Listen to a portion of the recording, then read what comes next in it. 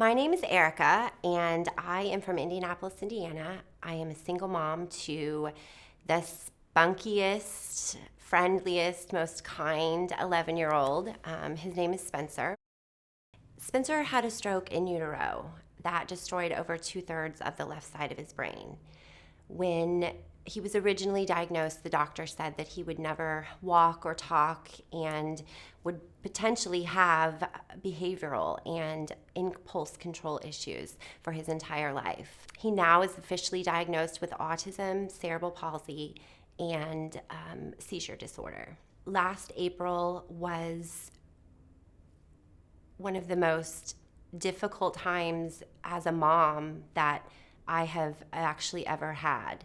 He was bruised from head to toe from punching himself and throwing himself into walls. I was bruised from head to toe just from trying to block his behaviors and keep him safe. My house was destroyed. It looked like a war zone in there.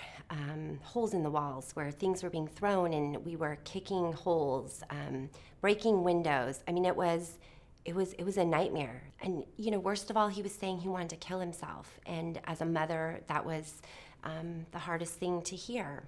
I chose to make a very difficult decision and place him in a behavioral psych unit. I knew that I did not have the emotional or physical strength to handle this on my own at that point. I also know that I didn't have the tools to know how we were supposed to get through this.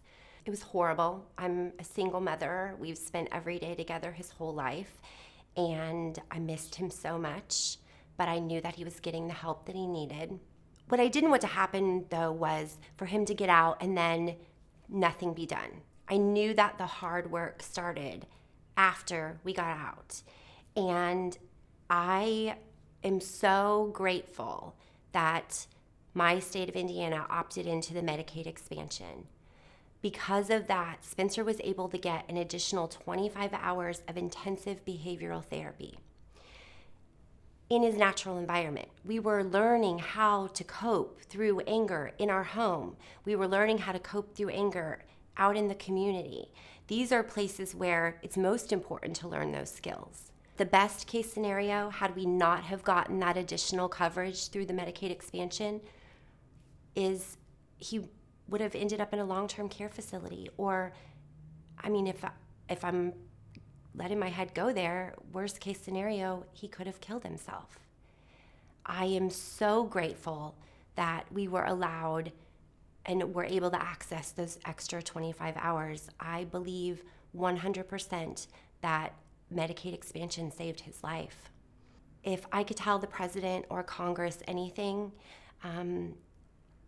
it would be that, yes, healthcare is complicated, but so is my kid. I'm terrified about what these repeal actions mean for him and for kids like him.